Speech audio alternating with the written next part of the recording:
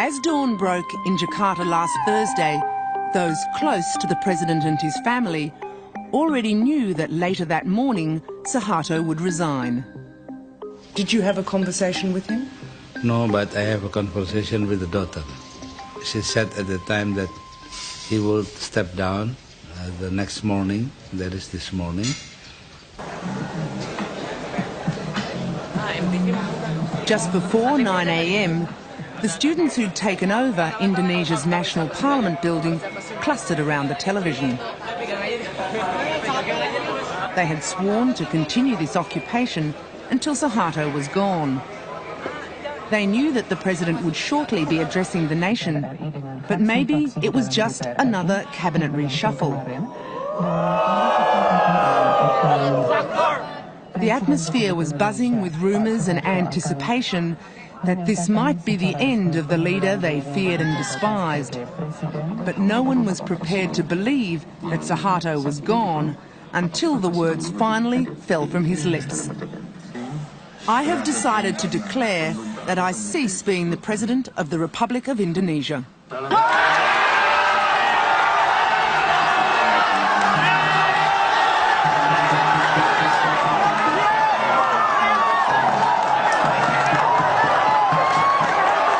At first, it was hard to fully comprehend that they'd won.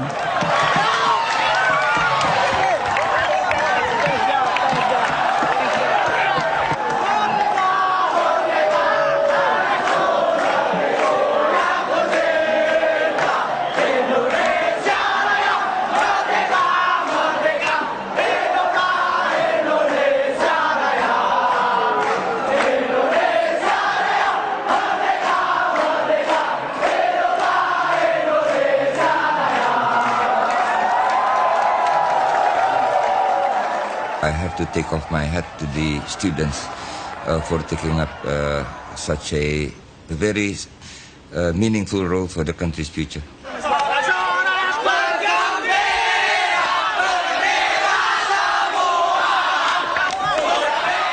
As the news sank in, the euphoria mounted. The dictator was gone, and thanks be to God.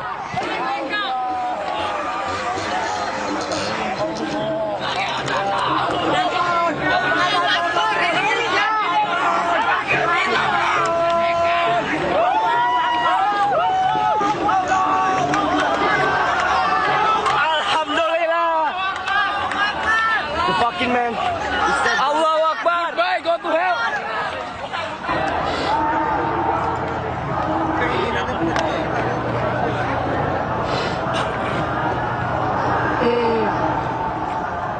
For some who had suffered and struggled so long for this moment in Indonesian history, it was all too much. The dramatic end game played out so swiftly. After so much time, trying to haggle with him, trying to have a kind of a peaceful surrender by him, then out of sudden he announced that he was willing to relinquish the presidency. How long have you waited for this moment? Oh, many, many years.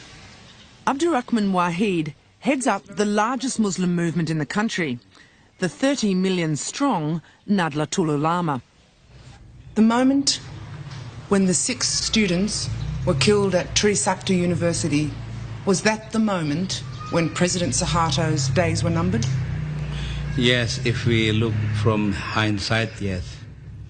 It triggered the whole movement. It doesn't say that there was no movement before that.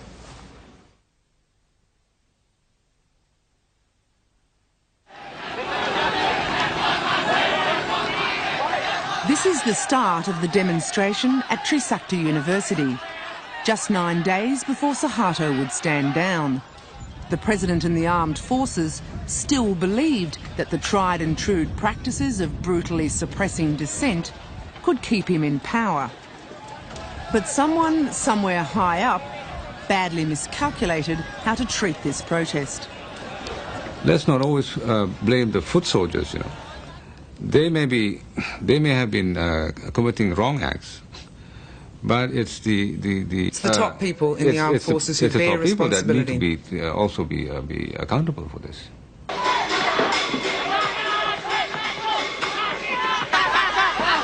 In the lead up to the Trisakti incident, the violence between the armed forces and the students had been escalating around the country.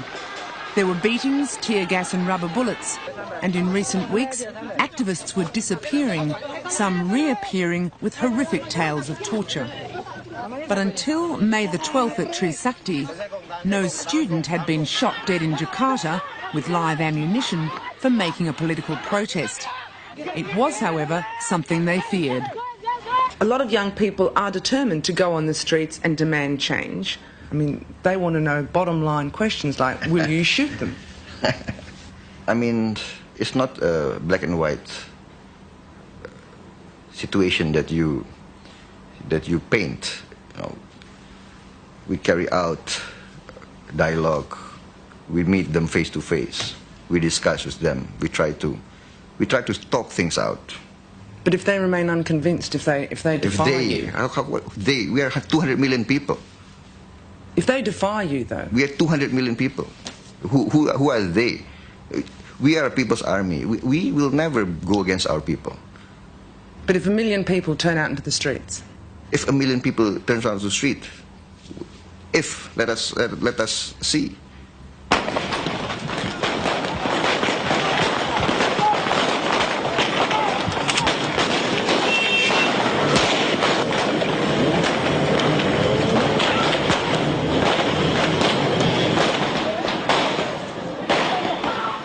Young men were shot dead with live ammunition, some picked off by snipers as they ran back into the university grounds. 4 have been identified as students from the Trisakti campus. We don't have a gun, we only have idealism. We want a better change in this country, we want a reformation, and I don't know what's wrong with that. And military shoot us with their bullet. The standing order is that live bullets are only used when they are ordered by the superior. So the armed forces will just have to look into it. Where did they go wrong? The chief of the armed forces, General Soeharto, went on television promising a judicial inquiry into how the killings happened. But the justice system in Indonesia is so discredited that this move failed to calm the mounting outrage at the killings. If you are talking about judiciary is the most, not only the most weakest institutions, but the most corrupt institutions. There's what we call here mafia court, yeah? Mafia court? Mafia court, yeah? Where everything can be bought, yeah? Everything can be arranged. And one former justice at the Supreme Court gave an interview in one of our media saying that over 50% of Indonesian judges are corrupt. And you can imagine what kind of judiciary we have under that circumstances. There's no hope for justice unless you have wealth and power.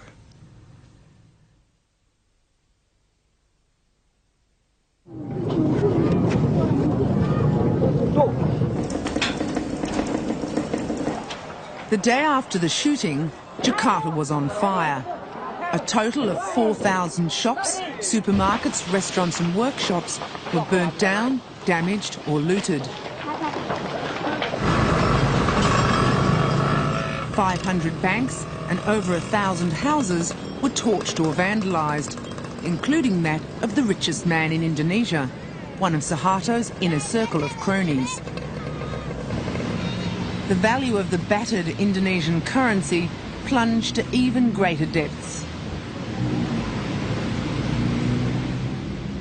Over 400 bodies were found in the charred remains of burnt-out stores. The economic crisis has left over 4 million people unemployed, impoverished and desperate in Jakarta. When the looting started, they poured into buildings like this and couldn't get out in time.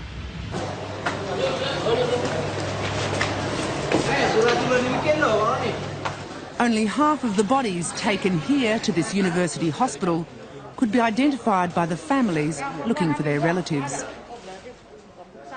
Annie Hasubuan is a doctor at the hospital. Some of them died because, you know, they went into the supermarket and want to take everything, and the supermarket get burned and they are trapped inside and they cannot go out and they died. But why they want to get into the supermarket and take food and everything? Because they have nothing. They want it because, you know, so many people in Indonesia are too poor and they have nothing. So, but Soeharto says nothing about that until now. And I think many people feel that Soeharto is responsible for what is happening.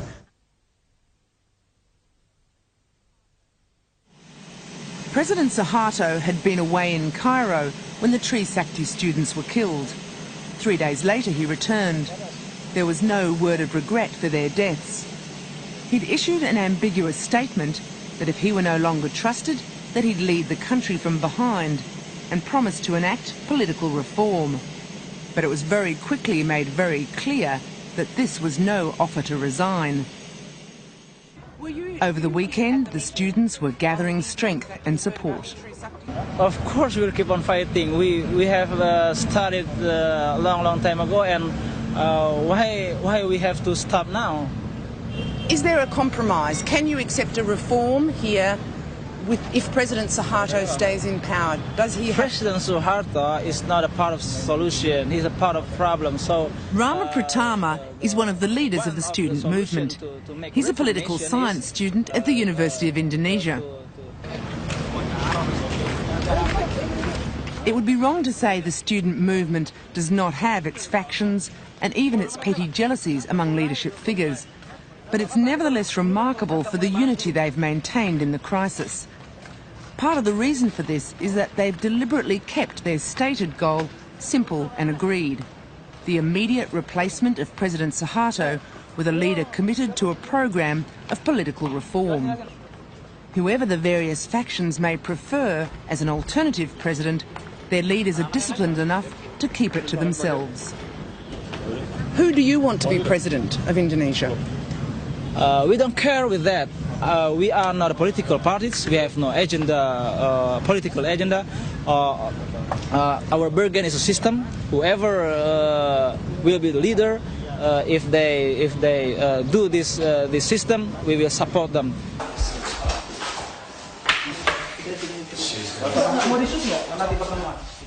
Rama has organised a meeting with another student faction. Although they don't tell us their agenda at the time, it's to plan the occupation of the National Parliament, starting the very next day.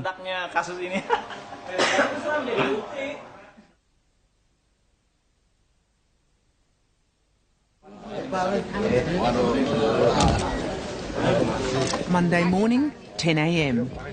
Muslim leader Dr. Amin Rais has been invited into the Parliament buildings to address a committee of Indonesian parliamentarians concerned with internal affairs. Amin Rais heads up Indonesia's second biggest Muslim organisation, the Muhammadiyah movement, with 27 million members. At the end of last year, he put himself forward as an alternative presidential candidate. As the economic and political crisis has deepened, Rais has emerged as one of Soeharto's most outspoken critics. Soeharto, he says, pointing disparagingly to the president's portrait, has to stand down. The sooner the better. At least 5 years ago, I already appealed to this nation to discuss about the succession of the national leadership, meaning that Soeharto had to stand down, you know, because I just didn't believe him. He was a crook as a leader. He was even a hypocrite, if I may say so. You know, I'm very sorry to say something very blunt about my leader. Kalau misalnya Bapak menganggap ini terlambat, it's strong stuff for the Indonesian parliamentarians, who all owe their jobs to the fact that they've kept on good terms with President Soeharto. While they too know that Soeharto's days are numbered, most of the questions thrown to Amin Rais reject his view that now is the time for change.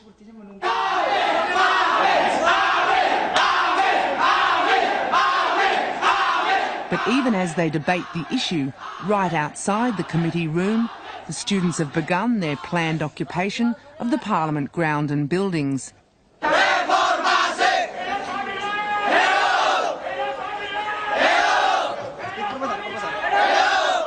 When Rais emerges from the committee room, he's greeted like a hero.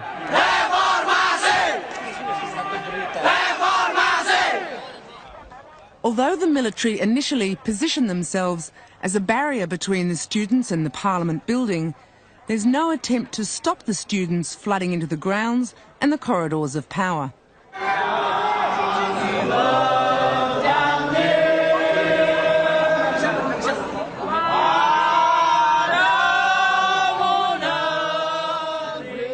Their teachers, their deans and the university alumni have also turned up to add to the throng. At around 5 in the afternoon, the pressure notches up yet another level. The Speaker of the House, Mr Harmoko, makes a sudden and stunning statement to the press. The President, he says, should resign. Agar Presiden secara arif dan bijaksana sebaiknya mengundurkan diri.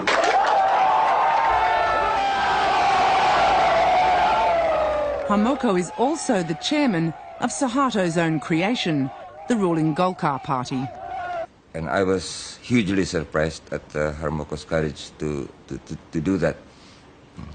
How isolated is the President now? Very, very isolated. It's quite a dramatic turn. And this happened only within, hours? So something more important must have happened.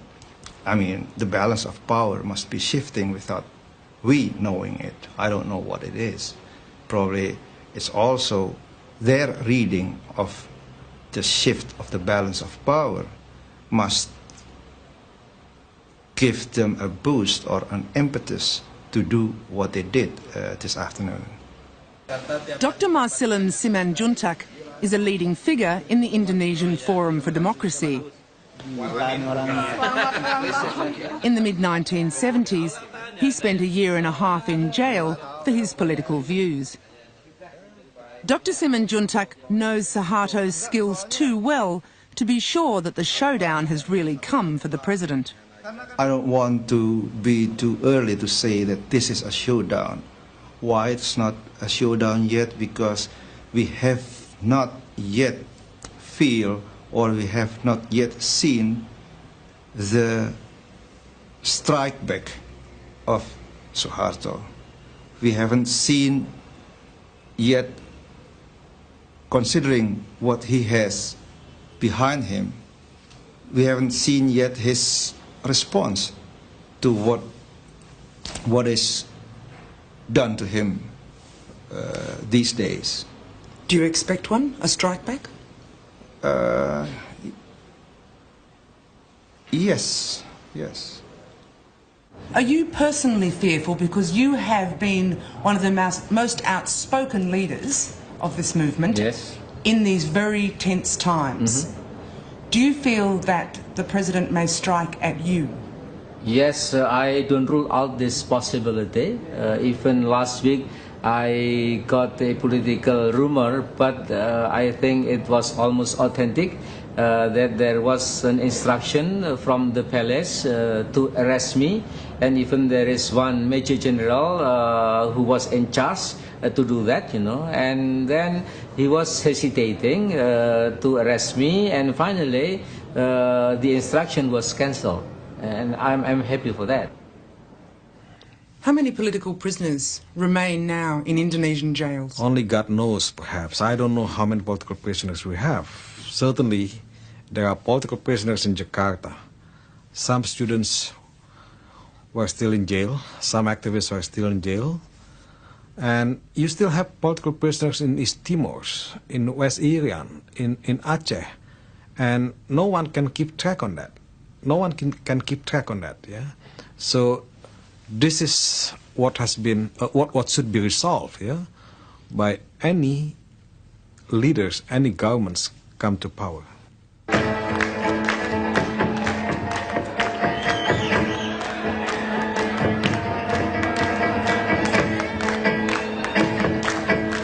On Monday night, the students at Trisakti University are holding a memorial service.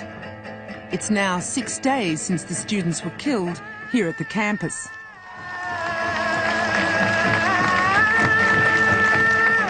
Although it's a sombre occasion, the students are buoyed by the news of Harmoko's call for the president to resign.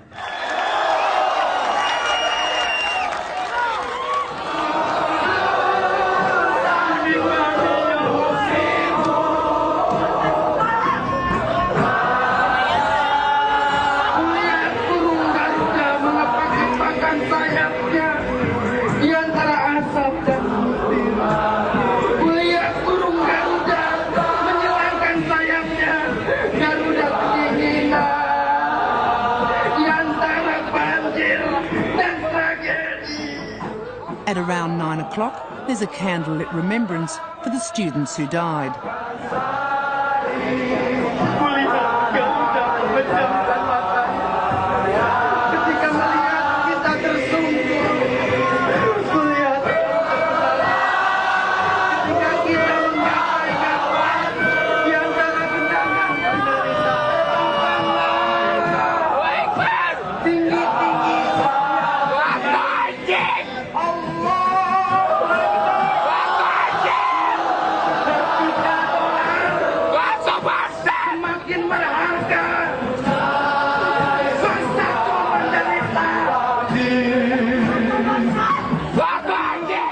The students are unaware that as they grieve, some of their leaders have seen on the news that the Chief of the Armed Forces has denounced the Speaker Harmoko's call for the President to resign as unconstitutional. General Wiranto has also warned the students not to go ahead with a rally planned for 2 days' time.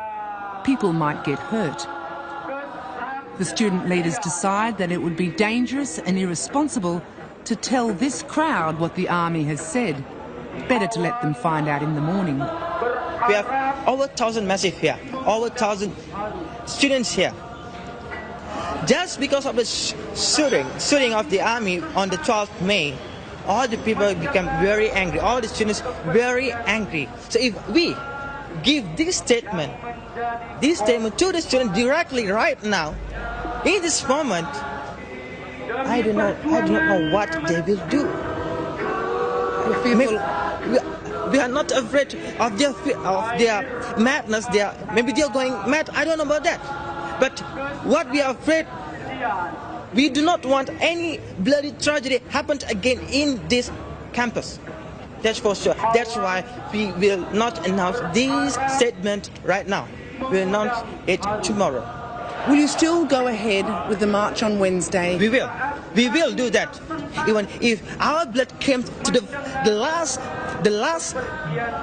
blood, till our last blood, we'll still struggling. We don't afraid of anything.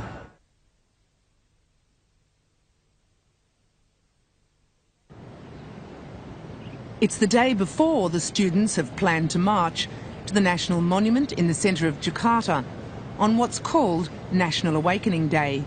It commemorates the birth of Indonesia's independence movement.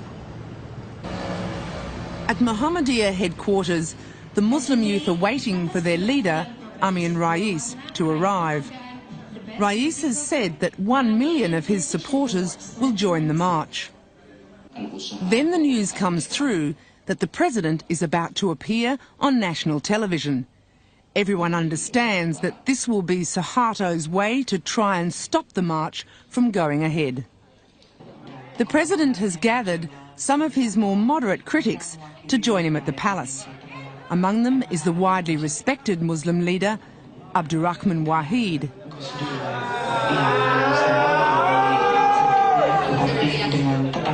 Wahid's preparedness to deal with Soeharto has lost him the support of these more radical Muslim youth. Just as everyone expects to hear what Soeharto has to offer, the president takes his guests behind closed doors.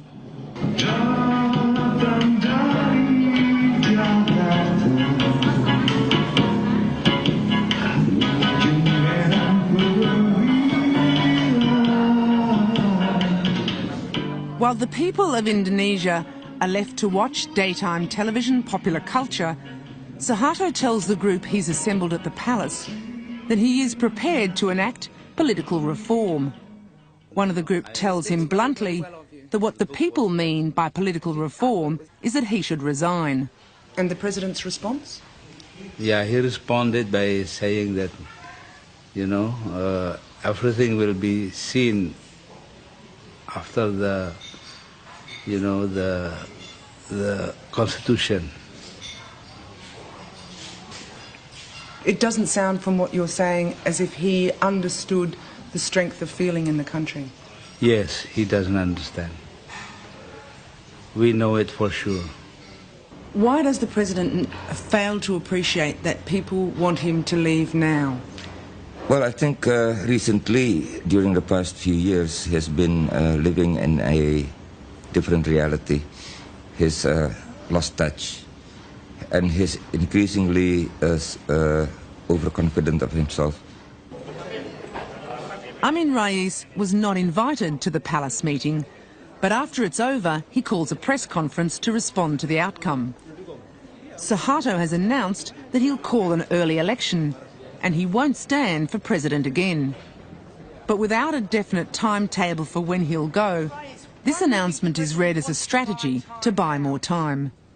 Yes, I think exactly. I think he is trying to buy time to consolidate his power. As people say, nobody will relinquish his or her power voluntarily. I think Soeharto does not want to relinquish his power voluntarily. I think he is trying his best to consolidate by any engineering possible. But believe me, he will be defeated very soon. But he is saying that he will go, that he will not stand another term. He is saying he will call an election and he will go. Yes, but there is no timetable at all. What Soeharto has announced is not enough to make Rais tell his supporters to stay away from tomorrow's demonstration. What do you hope to achieve by calling your people onto the streets tomorrow? I just want to convince the whole world that Soeharto is not trusted any longer by the Indonesian people. But at the same time, I want to make his eyes opened and also his heart, if possible, open to receive the very strong message that the people do not believe him any longer.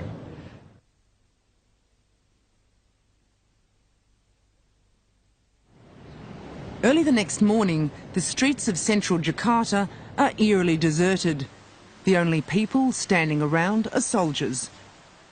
The roads leading to the National Monument are blocked by barricades and guarded by heavily armed troops and tanks. At 6 a.m, Amin Rais broadcast a message on television telling his supporters to stay at home. He feared another Tiananmen Square. Yesterday evening, somebody told me, who happened to be an army general, that he doesn't care at all if Tiananmen accident,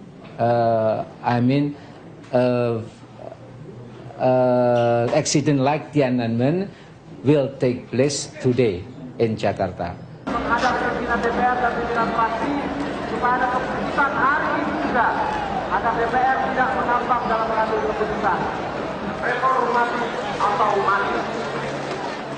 The students who are occupying the National Parliament buildings have also abandoned the idea of a march to the monument. They've decided they'll just stay put here until Soeharto resigns. I want to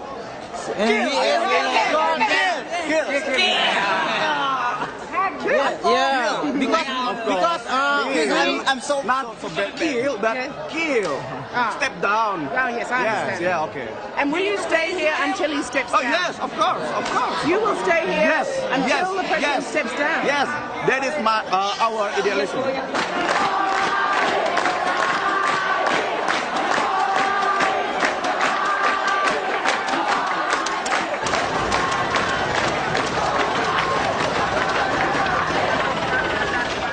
Throughout the morning, thousands more students arrive. There's no attempt to stop them, no attempt to clear them out. Stacks of free food and water have been organised to keep the students well supplied. Tentang harga sebuah nyawa di negeri kita, begitu benarkah murahnya? The day proceeds with one rousing rallying speech after another. The atmosphere is intense. In the mid-afternoon, long-time former Soeharto minister Emil Salim arrives to show solidarity with the students. Emil Salim is a widely respected figure, regarded as a Mr. Clean in a government riddled with corruption. When I arrived, frankly speaking, I was quite surprised that the reaction of students was so spontaneous. I did not expect that type of acceptance, of welcoming me, and so it was a very new experience. I mean, it was for me a fascinating, big experience, which I did not expect.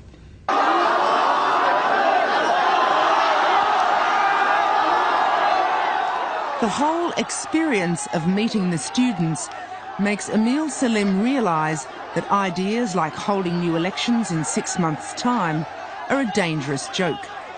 The president has to be persuaded to resign immediately. I sense a sense of urgency. It must be done in days, in even hours. So after that meeting, I went to see a top minister, and I told him, this must be conveyed to the president that it's not a matter of days anymore, it's a matter of hours. So please, if there is no bloodshed, if we can prevent them bloodshed, but then the president must take initiative. And this is our notion. Please take the initiative of stepping down voluntary. Otherwise, there will be a big bloodshed. And the strategy was to... Marzuki Darusman is also a former Member of Parliament, and in the late afternoon he joined the lobbying effort. The strategy was to try to get in touch with some of the ministers holding economic portfolios, but also what we call conscience portfolios. For example, the Justice Minister, the Religious Minister, and the Environment Minister, so that if they could be asked and to be convinced to resign, it could create that precipitating factor, and which then could effect a change in the overall political balance. And you succeeded in getting 14 ministers to offer their resignation by last night? Well, there was more than we expected. It was more than we expected, because we started with 1 or 2 ministers. And for whatever it's worth, if we look back, that might have been the crucial factor in effecting that changeover last night. It was a matter of persuading to the president that he had done enough of the service to his country, that perhaps it was time to exercise a graceful exit as a statesman. They submitted a letter together, a joint letter, which was received by the president around about 8 o'clock, and we understand that he was still trying to convince these ministers to stay on, because these ministers were actually a part of the reshuffle package. So right to the very end he was trying to hang on in there? Yes, it would seem to be the case, yes. On this, the last night before Soeharto resigns, there are rumours that the hardliners in the military are trying to provoke an incident in the Parliament building as a last-ditch attempt to keep Soeharto in power. Because the hardliners were looking for a crackdown? Oh yes, certainly. They were looking for a chance to justify much severe action, more severe action, in trying to clamp down the student movement. There's no doubt about that. Is it fair to say that General Prabowo Subianto, the president's son-in-law, would have been one of those looking for a crackdown? It may not be fair, but that's the perception of the public. So I'm not pointing in any direction, but acknowledging only that General Wiranto was able to somehow control and manage the situation very well. It remains unclear exactly how the split in the armed forces played itself out. But in the event, the moderates, led by General Wiranto, put a final argument to persuade the president it was time to go. The summary would be, Father, you have done all you can do for this country. It is time to step down. We will guarantee the safety and honor of your family.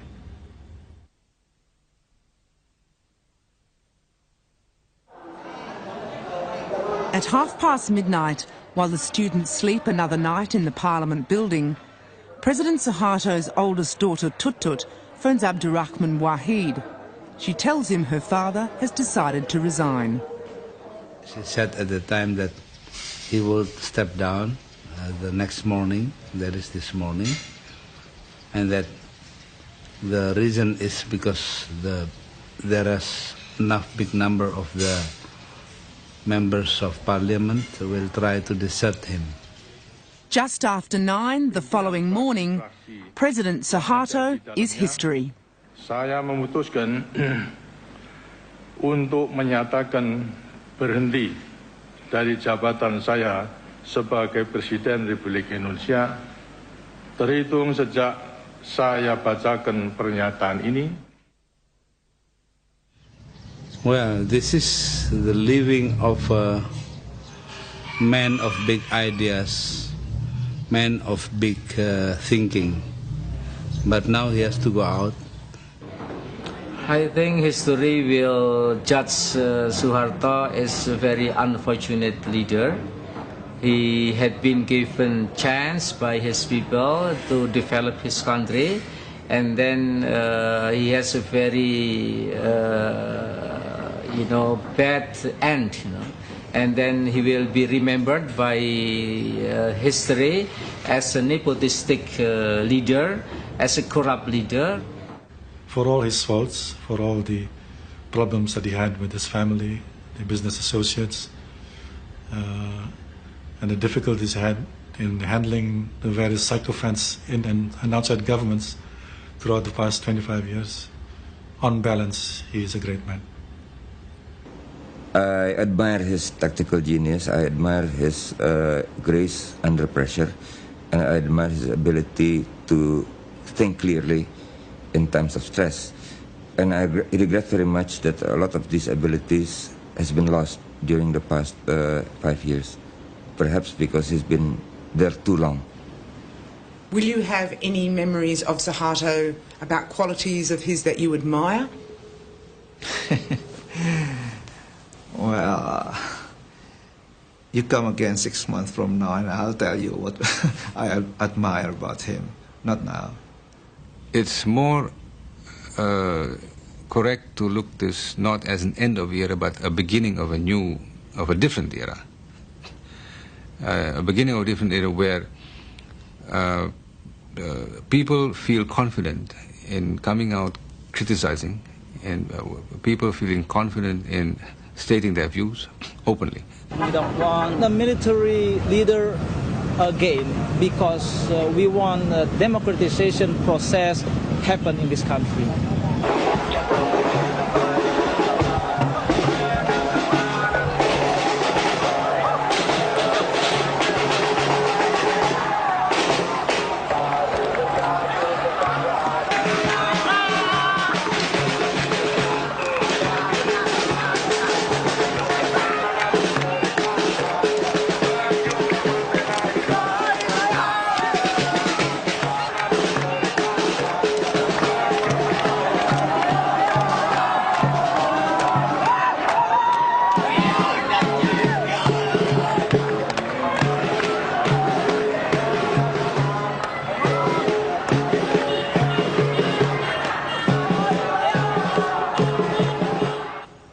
History judge Soeharto?